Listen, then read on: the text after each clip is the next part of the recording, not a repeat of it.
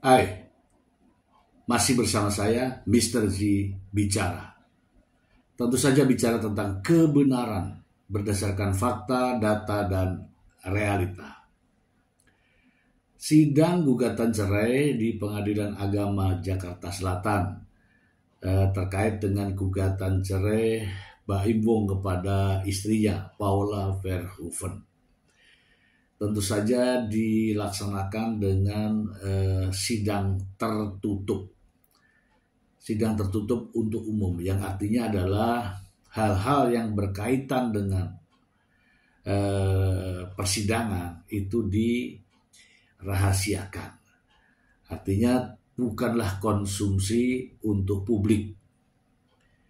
Namun nyatanya sang pengacara selalu dan terus membuat opini publik, banyak hal yang disampaikan oleh sang pengacara. Saya beberapa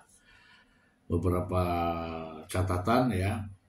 Sebenarnya ini adalah kewenangan daripada humas daripada Pengadilan Agama Jakarta Selatan untuk memberikan keterangan persnya. Namun lagi-lagi humas sendiri juga nggak memberikan keterangan, namun sang pengacara Baim Wong terus memberikan opini publik. Ya, tujuannya ya tidak lain ya seolah-olah ini menjadi ajang pamer kemampuan, ajang pamer kemampuan. Sementara yang bersangkutan sebenarnya tahu bahwa ini adalah sidang tertutup. Salah satu contoh mengenai satu kalimat saja ya. Telah terjadi sesuatu yang sangat luar biasa di tempat yang eksekutif. Ini opini kita melayang-layang nih. Ya. Opini kita pemikiran kita ini melayang-layang. Suatu kejadian yang luar biasa di tempat yang eksekutif. Seorang lelaki dan perempuan yang bukan muhrim itu menimbulkan persepsi yang macam-macam. Ya, namun semua itu tidak dijelaskan. Ya, bahkan kapan, di mana dan sebagainya dia nggak tahu. Sebelumnya saya ingin membacakan supaya ini untuk pengetahuan saja, apa sih sebenarnya sidang terbuka atau sidang tertutup, supaya kita tahu awalnya. Mari kita simak bersama. Langsung saja dari sumbernya. Sidang terbuka untuk umum. Secara sederhana, merujuk pada makna gramatikal, sidang terbuka untuk umum adalah sidang yang bersifat terbuka dan dapat dihadiri oleh masyarakat umum. Berkenaan dengan pernyataan Anda perihal arti persidangan terbuka untuk umum ini, perlu diketahui bahwa salah satu hak terdakwa adalah diadili di sidang pengadilan yang terbuka untuk umum. Tentang persidangan terbuka untuk umum ini disebutkan juga dalam pasal 153 ayat 3 KUHP. Untuk keperluan pemeriksaan, hakim ketua sidang membuka sidang dan menyatakan terbuka untuk umum, kecuali dalam perkara mengenai kesusilaan atau terdakwanya anak-anak. Kemudian pada pasal 153 ayat 4 KUHP menerangkan bahwa jika ketentuan tersebut tidak dipenuhi maka mengakibatkan batalnya putusan demi hukum. M. Yahya Harahap dalam pembahasan permasalahan dan penerapan KUHP, pemeriksaan sidang pengadilan, banding kasasi dan peninjauan kembali, menerangkan bahwa sidang terbuka untuk umum ini bertujuan agar semua persidangan pengadilan jelas, terang, dilihat dan diketahui masyarakat tidak boleh persidangan gelap dan bisik-bisik. Lebih lanjut, Yahya menjelaskan bahwa semua persidangan pengadilan terbuka untuk umum pada saat majelis hakim hendak membuka sidang harus menyatakan sidang terbuka untuk umum. Setiap orang yang hendak mengikuti jalannya persidangan dapat hadir memasuki ruang sidang. Pintu dan jendela ruang sidang pun terbuka. Sehingga dengan demikian makna prinsip persidangan terbuka untuk umum benar-benar tercapai. Tidak hanya diatur dalam KUHP, sidang untuk umum juga diatur dalam Pasal 13 Undang-Undang Nomor 48 Tahun 2009 yang menerangkan ketentuan sebagai berikut. 1. Semua sidang pemeriksaan pengadilan adalah terbuka untuk umum kecuali undang-undang menentukan lain. 2. Putusan pengadilan hanya sah dan mempunyai kekuatan hukum apabila diucapkan dalam sidang terbuka untuk umum. 3. Tidak dipenuhinya ketentuan sebagaimana dimaksud pada ayat 1 dan ayat 2 mengakibatkan putusan batal demi hukum. Itu untuk sidang terbuka. Bagaimana dengan sidang tertutup? Yang Mbak Imbong dengan Paula Verhoeven di Pengadilan Agama Jakarta Selatan ini adalah sidang tertutup. Sidang tertutup untuk umum. Selain sidang terbuka untuk umum, ada pula sidang dinyatakan tertutup untuk umum atau pengecualian sidang terbuka untuk umum. Adapun makna dari sidang tertutup untuk umum adalah masyarakat tidak dapat hadir jika bukan merupakan pihak yang berperkara atau dalam kapasitasnya sebagai kuasa hukum. Pada umumnya, sidang tertutup untuk umum dilakukan pada persidangan untuk kasus-kasus dalam ranah hukum keluarga. Perceraian ini ranah hukum keluarga. Pidana anak, kasus kesusilaan, dan beberapa kasus tertentu sebagaimana diatur dalam beberapa ketentuan sebagai berikut. 1. Ketertiban umum dan keselamatan negara diatur dalam pasal 70 ayat 2 Undang-Undang PTUN dengan bunyi ketentuan. Apabila majelis hakim memandang bahwa sengketa yang disidangkan menyangkut ketentuan umum atau keselamatan negara, persidangan dapat dinyatakan tertutup untuk umum. 2. Gugatan perceraian. Dalam pasal 80 ayat 2 Undang-Undang Peradilan Agama dengan bunyi ketentuan sebagai berikut. Pemeriksaan gugatan perceraian dilakukan dalam sidang tertutup. 3. Perkara kesusilaan, rahasia militer, dan rahasia negara diatur dalam pasal 141 ayat 2 dan 3 Undang-Undang Peradilan Militer dengan bunyi sebagai berikut. Untuk keperluan pemeriksaan, hakim ketua membuka sidang dan menyatakan sidang terbuka untuk umum. Kecuali dalam perkara kesusilaan, sidang dinyatakan tertutup. 3. Dalam perkara yang menyangkut rahasia militer dan atau rahasia negara, hakim ketua dapat menyatakan sidang tertutup untuk umum. 4. Perkara anak diatur dalam pasal 54 Undang-Undang SPPA dengan bunyi ketentuan sebagai berikut. Hakim memeriksa perkara anak dalam sidang yang dinyatakan tertutup untuk umum kecuali pembacaan putusan.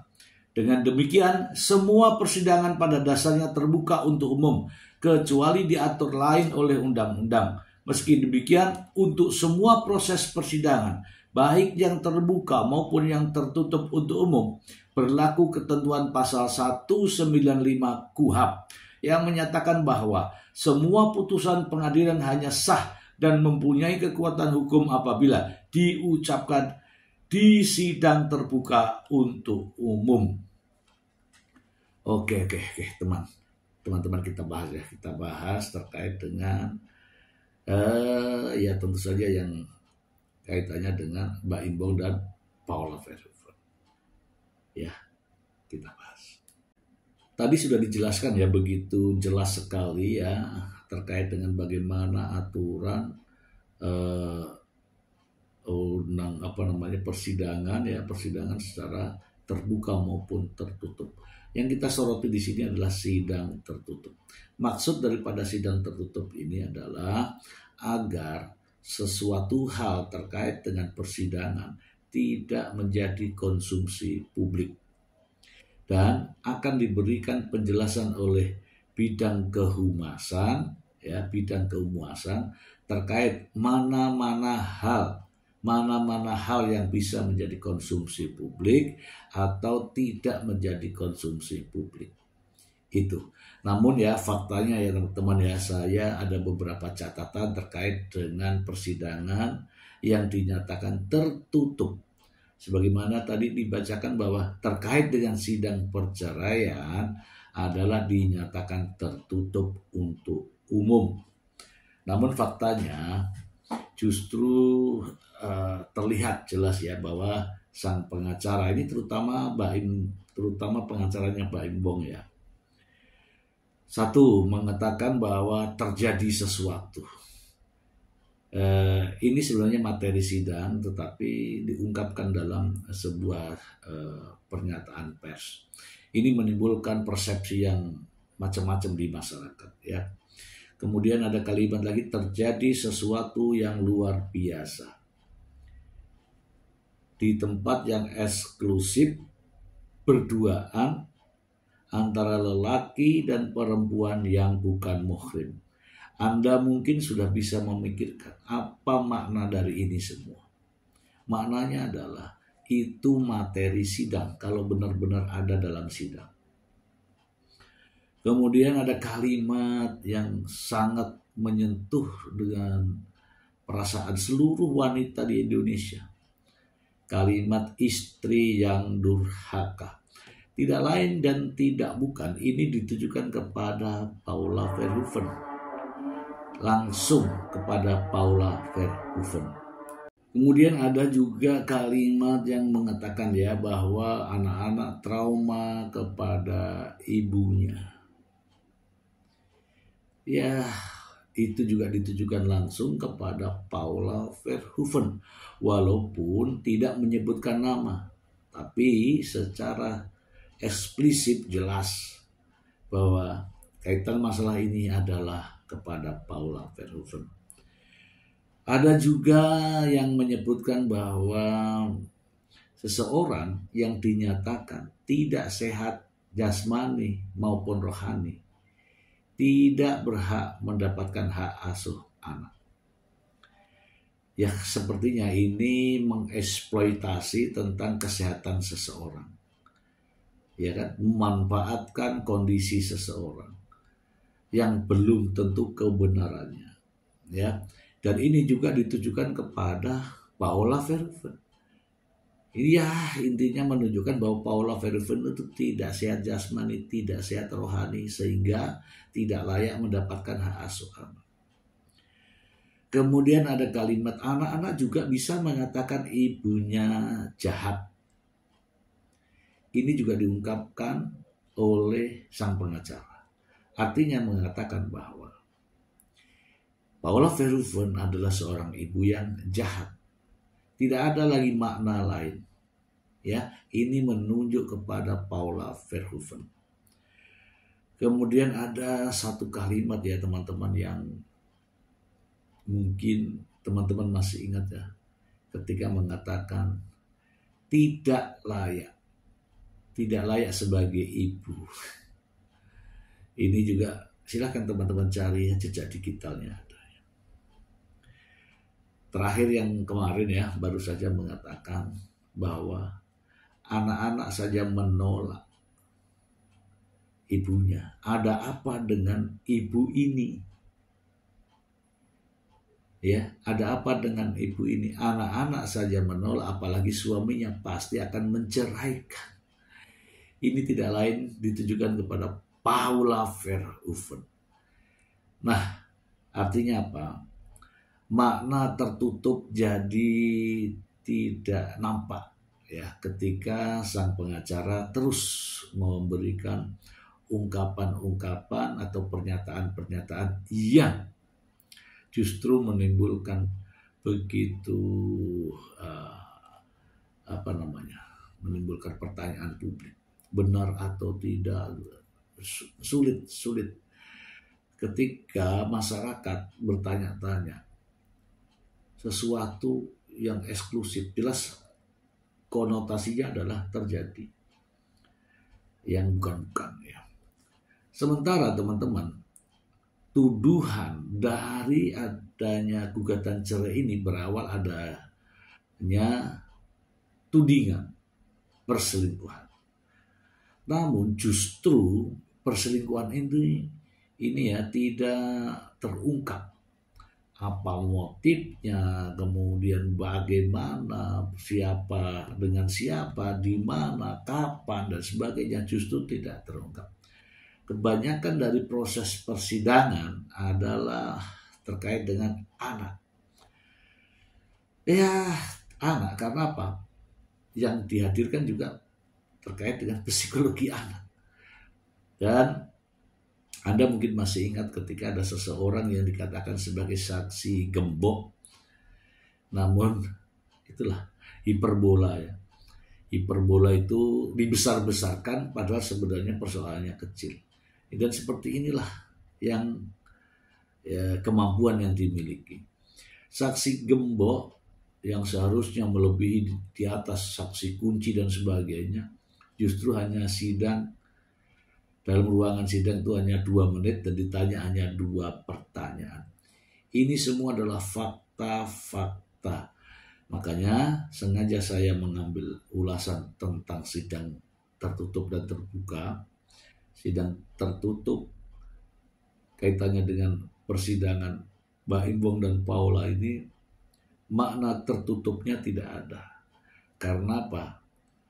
Sesuatu hal yang terkait dengan materi persidangan selalu ada bumbu-bumbu penyedapnya, sehingga menimbulkan persepsi dan opini publik.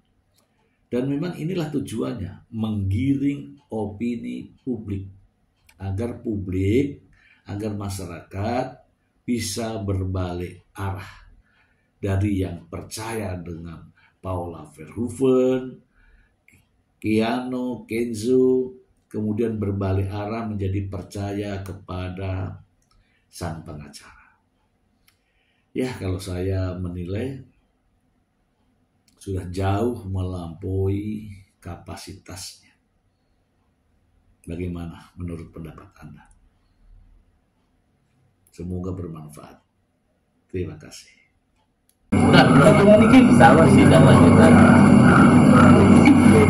Agendanya mungkin hari ini apa, Pak Baim? Tadi agendanya itu adalah kepastian dari termohon tidak mengajukan bukti lagi dan tidak mengajukan saksi lagi. Oleh karena itu kita menyerahkan bukti yang tertunda yang seharusnya kita serahkan dalam persidangan minggu lalu, baru saya serahkan tadi, yakni video. Video itu untuk mengungkapkan sebuah kebenaran. Yang terpenting di dalam perkara ini, Mbak Imbong itu mendalilkan adanya sebuah perselingkuhan, adanya seorang wanita yang berduaan dengan seorang laki-laki yang bukan muhrimnya di suatu tempat, dan itu tidak dibantah. Artinya secara diam-diam persoalan tersebut dibenarkan, karena sampai di hari ini tidak ada satupun saksi yang membantah persoalan tersebut. Dan orang yang disebut-sebut tidak pernah dihadirkan di dalam persidangan ini untuk menyatakan bahwa tidak pernah ada persoalan perselingkuhan di antara mereka berdua. Itu adalah fakta persidangan yang hari ini adalah sidang yang terakhir. Ya, tidak ada saksi, tentang adanya dalil perselingkuhan, adanya dalil seorang wanita berduaan dengan laki-laki yang bukan muhrimnya di suatu tempat seperti itu. Itu adalah hasil terakhir persidangan ini. Berarti selanjutnya udah masuk 21, mohon maaf kalau nggak salah, hari Jumat ya, tanggal 21 ada pemeriksaan setempat atau mendatangi tempat Tiger Wong. Dia ingin melihat untuk bertemu dengan kedua anak Baim Wong. Jadi silakan sekitar jam 9 pagi kalau teman-teman wartawan mau hadir, silakan. Majelis Hakim insya Allah akan hadir di sana untuk melihat tempat Baim Wong, rumah yang di Delman dan rumah yang di satunya seperti itu. Apa kejadian di CCTV itu seperti apa gambarannya? Yang mana? Yang tadi udah itu bukti kan. Bukti adanya sebuah pengakuan bahwa seseorang istri telah berbohong dengan suaminya.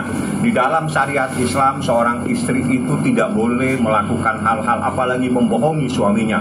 Itu tidak dibenarkan menurut syariat Islam karena kita adalah orang Islam seperti itu. Jadi istri keluar rumah pun tanpa izin suami itu tidak dibenarkan. Seorang istri tidak boleh berbohong atau melakukan sesuatu tanpa sepengetahuan suaminya. Itu melanggar syariat Islam. Itu adalah istri yang durhaka. Waktu dia mengakui bahwa dia bohong dan sebagainya, itu April 2024. Posisinya Gimana? Posisi di mana? posisi tempat Lokasi. adanya dugaan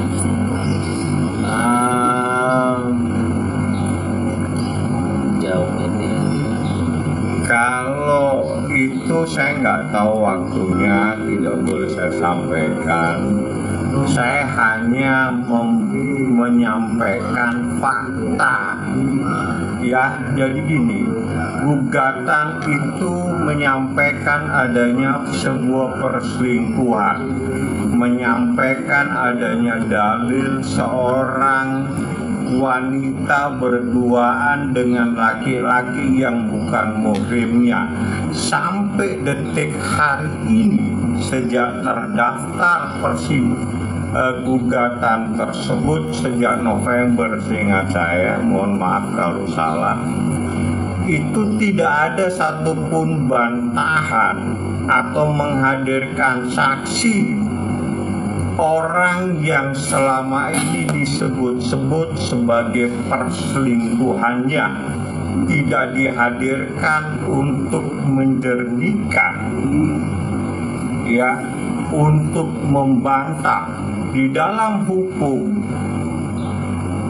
dengan tidak membantah itu adalah pengakuan secara diam-diam. Berarti perselingkuhan itu terbukti secara sah di persidangan ini. Assalamualaikum warahmatullahi wabarakatuh. Bismillahirrahmanirrahim. Mohon maaf atas kegaduhan tentang berita rumah tangga saya. Dalam kesempatan ini, izinkan saya untuk meluruskan dengan segala keterbatasan saya.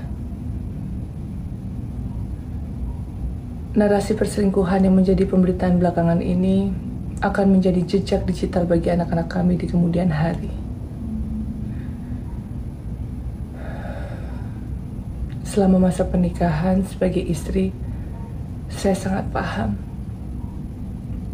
Saya mempunyai banyak kekurangan.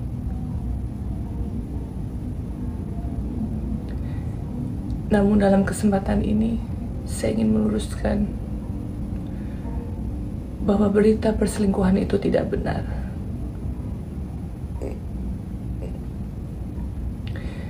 Saya percaya Allah Maha mengetahui apa yang saya lakukan dan yang tidak saya lakukan. Karena semua perbuatan saya di dunia ini harus dipertanggungjawabkan di akhirat kelak.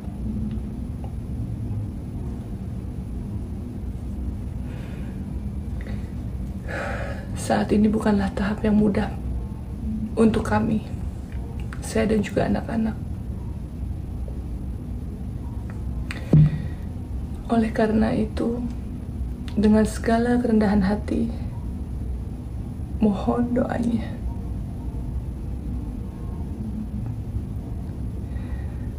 Dan untuk anak-anakku, Kiano dan Kenzo, permata hati Mama. Maafkan Mama dan Papa ya, Nak. Bismillah. Semoga Allah memberikan kemudahan dan menjaga kita semua. Mama Papa selalu sayang kalian.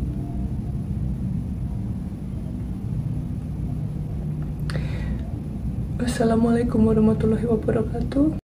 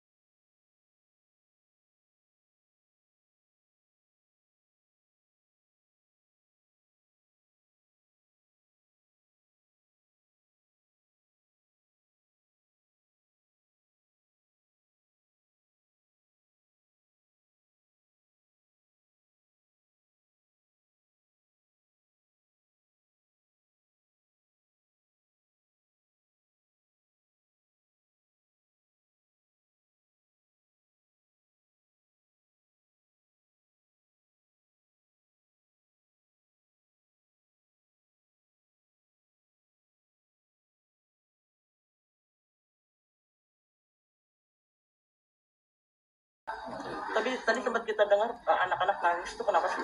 Ya tidak mau. Anak-anak tidak bisa dipaksa. Dia tidak mau, dia nolak. Tidak mau sama ibunya? Tidak mau dengan ibunya. Jadi aneh bagi saya apabila seorang anak tiba-tiba menolak kehadiran ibunya. Ada apa terhadap ibu tersebut sampai anaknya pun menolak. Apalagi suaminya. Suaminya sudah jelas pasti menceraikan. Ya, anaknya saja menolak.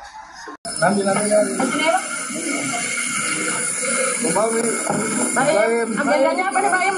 Agenda hari ini apa? Agendanya hari ini apa Pak Im? Apa Pak Im? Apa? Hari ini tidak dijelaskan. Bagi pemeriksaan setempat dari Pengadilan Agama Jakarta Selatan, Majelis Hakim ke Di mana Bang? Gimana Bang? rumah ketiga rumah ya. Rumah mana aja Bang? Tunggu ada Majelis Hakim. Ini ada pemeriksaan Bang. Pemeriksaan setempat namanya oleh Majelis Hakim dan beberapa panitera. Dan ini beberapa tempat Bang ya? Rumah di Ozon, rumah di Dagerwong, dan sekarang ini yang terakhir. Ini terakhir lagi Bang. Oke Bang. Kasih ya Bang. Kasih Bang Bang.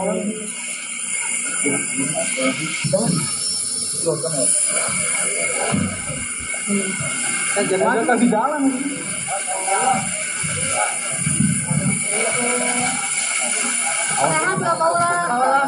Pemeriksaan hari ini. Paula gimana sih dengan perceraian kayak gini? Kayaknya terlalu ribet gak sih buat kamu Paula? Ada ya ada cara masalah aja. Ada masalah kayak gini gimana Paula?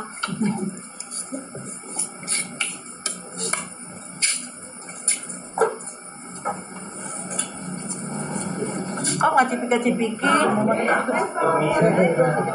kan masih suami istri.